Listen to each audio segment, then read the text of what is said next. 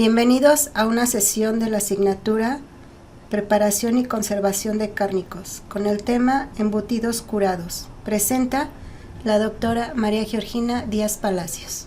Dentro de este tema vamos a abordar la definición, clasificación y características de embutidos, cuyo propósito es que al observar el video conocerás la importancia de los embutidos curados. Vamos a empezar por la definición. En alimentación se denomina embutido a una pieza generalmente de carne picada y condimentada con hierbas aromáticas y diferentes especias, como pimentón, pimienta, ajo, romero, tomillo, etc., que es introducida o embutida en piel de tripas de cerdo. La tripa natural es la auténtica creadora del gran sabor del embutido natural por sus grandes cualidades en la curación de los embutidos. Su forma de curación ha hecho que sea fácilmente conservable durante periodos de tiempo relativamente largos. Los embutidos se suelen vender en carnicerías y más especialmente en charcuterías, es decir, carnicerías especializadas en la comercialización de los productos de carne de cerdo y sus subproductos como fiambres y embutidos. Se suelen vender en estos establecimientos salchichas, salchichones, salamis, etc. ¿Cuál es el fundamento de los embutidos? Bueno, el fundamento de los embutidos curados no es otro más que el conseguir aumentar la vida útil de la carne.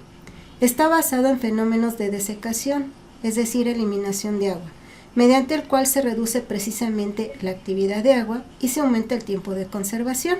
Sabemos que al eliminar el agua, los alimentos se conservan por más tiempo porque la flora microbiana, pues, sobre todo los microorganismos que necesitan agua para sobrevivir, pues se ven inhibidos. Los primeros datos del empleo de la sal en la elaboración de productos cárnicos especiales datan del año 3000 a.C.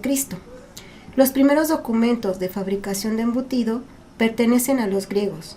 Los romanos toman precisamente de los griegos estos fundamentos para la preparación de alimentos y adquiere una gran importancia para alimentación, sobre todo en tiempos de guerra en los barcos, porque precisamente son los productos que duraban por más tiempo sin descomponerse y bueno, era un buen aporte de proteína y de alimentación para los que se iban precisamente a la guerra. A la hora de la adquisición de la materia prima, la edad de la canal representa una primera selección.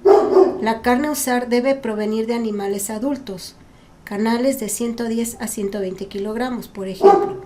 Las carnes de animales jóvenes son más pálidas y de menor consistencia, lo que se traduce en un producto que puede presentar problemas de color, falta de cuerpo y pérdidas de agua excesivas.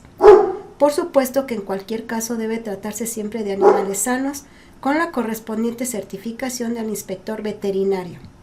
A la hora del sacrificio es importante que el animal tenga el reposo suficiente antes del mismo y que éste se haga de la forma más tranquila para el animal.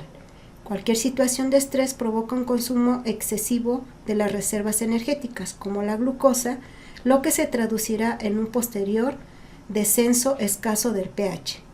Si este al final de la carne es elevado, habrá problemas de consistencia, mala coloración, secado defectuoso, además de favorecerse el desarrollo de microorganismos indeseables gracias al elevado pH. La fuente de grasa es el tocino. Este ha de ser poco tiempo de almacenamiento para evitar que se inicien en él los procesos de oxidación. El más adecuado para el uso en la fabricación de embutidos es de la parte dorsal y no de la barriga, ni en general aquellos de consistencia blanda, ya que son los que presentan un mayor número de grasas insaturadas más fácilmente oxidables, además de presentar poca resistencia al corte. En cuanto a la conservación, esta debe ser lo más próximo a 0 grados centígrados, ya que se han hecho estudios de conservación a diferentes temperaturas y se ha comprobado que de 5 a 0 grados centígrados se duplica el tiempo de conservación. En este sentido, influye la limpieza con que se realiza el sacrificio, ya que el número inicial de microorganismos influye en el tiempo máximo de conservación de la carne. La tripa constituye el soporte físico del embutido, como ya lo habíamos mencionado anteriormente. En su interior de la misma se introducirá la masa, por lo tanto hay que limpiarla adecuadamente. Esta va a jugar un papel importante en la maduración del embutido. Es una barrera entre la masa embutida y el ambiente y debe permitir el intercambio gaseoso entre ambos. Existen 3 tipos de tripas. Las primeras son las naturales, que son procedentes de los intestinos de los animales. Es importante, como ya lo había mencionado, la limpieza y la eliminación de la mucosa intestinal. Deben estar correctamente desprovistas de grasa, para que luego no se dificulte el proceso de eliminación de agua en la fase de maduración. Las tripas, una vez limpias, deben guardarse bien saladas y en lugar refrigerado, con objeto de evitar alteraciones microbianas. Una vez lavadas, se deben escurrir bien a fin de que el agua no provoque defectos de coloraciones. El segundo tipo son las artificiales, que son hechas a partir de la piel de cerdo, específicamente del colágeno. Estas no necesitan tantos requisitos de almacenamiento. La única condición a respetar son las especificaciones del fabricante para su hidratación, que suele ser una inmersión en una disolución de sal al 10% durante 20 o 30 minutos. Hay que tener en cuenta que las tripas artificiales son mucho más permeables que las naturales, lo cual debe tenerse en cuenta a la hora de secar el producto. Y por último, las sintéticas. A nivel sintético nos encontramos con 2 tipos de envolturas, de celulosa y de plástico. Obviamente, por el material, estas son más económicas, pero sin embargo, la presentación y el sabor que le dan al producto son totalmente diferentes que a la tripa natural. En general, para elaborar un embutido, se deben de contemplar o se usan los siguientes elementos. La sal común, cuya función es mejorador de sabor, rebajador de la actividad de agua, lo que es importante a la hora de seleccionar la flora microbiana presente en el embutido. Ayuda en el proceso de trabación, ya que constituye a que se pueda extraer la proteína soluble. También interviene en procesos bioquímicos que transcurren durante la maduración. En el caso de los nitratos y nitritos, estas sustancias son las responsables del color rojo de los embutidos. A partir del nitrato, por sucesivas reducciones, se llega al óxido nitroso, que por reacción con la mioglobina forma la nitrosomioglobina, pigmento rojo del curado.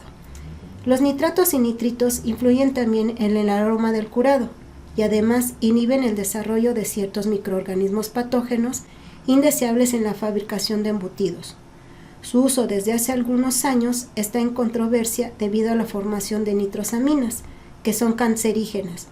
Por eso su dosis está legislada, además que conseguir que no se quede en el embutido nitrito sin reaccionar. Esto es muy importante, ya que sería un mal proceso de fabricación. Se debe de ajustar la dosis al mínimo necesario. Para evitar problemas de exceso en su incorporación, se suministra un mezclado con sal, denominándose al producto sal curante o sal de cura. Así las dosis a usarse son mayores y el grado de error es menor. En el caso de los azúcares, su utilización puede ser varios, como la glucosa, lactosa, dextrosa, disacáridos y destrinas. La elección de unos u otros va a variar de acuerdo a la flora microbiana en base a que no todos son susceptibles de ser utilizados por todas las especies, es decir, depende del embutido que vayamos a elaborar. En el caso de los fosfatos, contribuyen a la capacidad de retención del agua, aumentándola, ya que a pesar de que en la maduración se persigue una reducción de la misma, es importante retener parte de ella para que el producto no se quede excesivamente seco.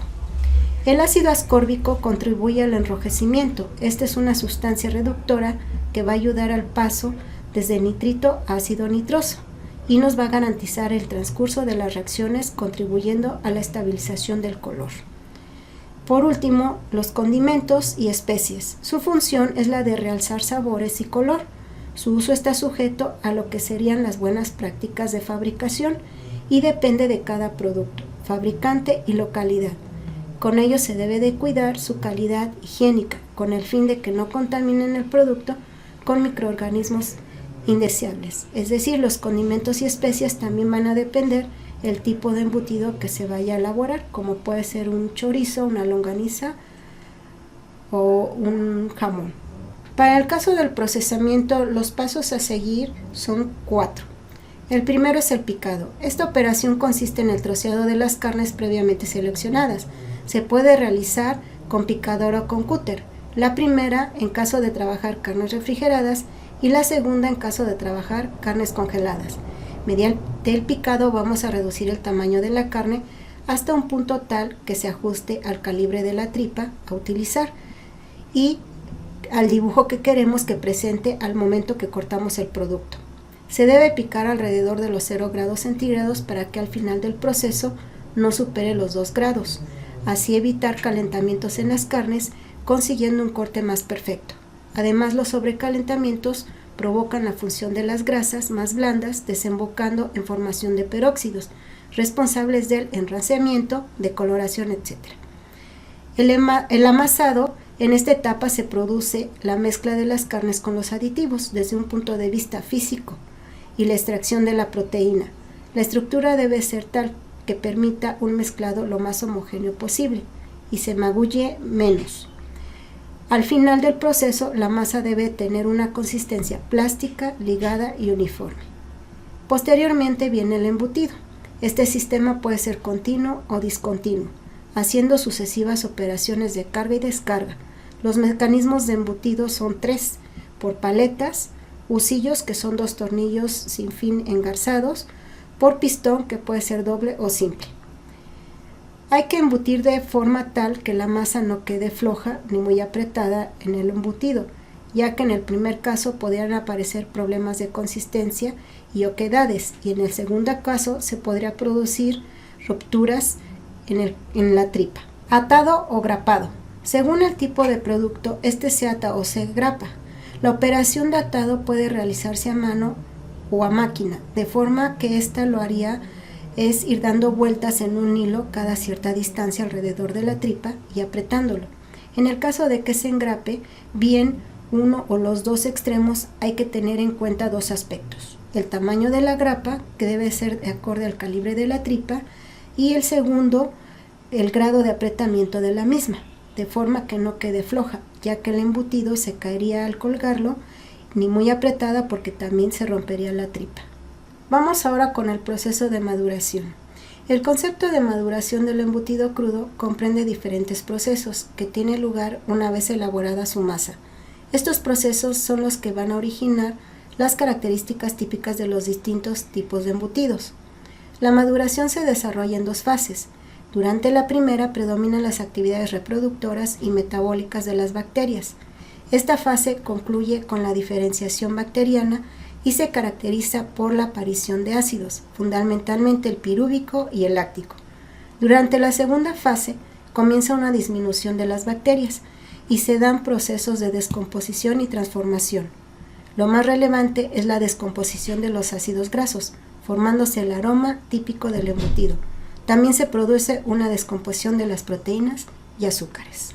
Esta información se obtuvo del documento de Juan Luis Vidal Lago, Tecnología de los embutidos curados, y bueno, aquí en las referencias les pongo el link donde ustedes lo pueden consultar.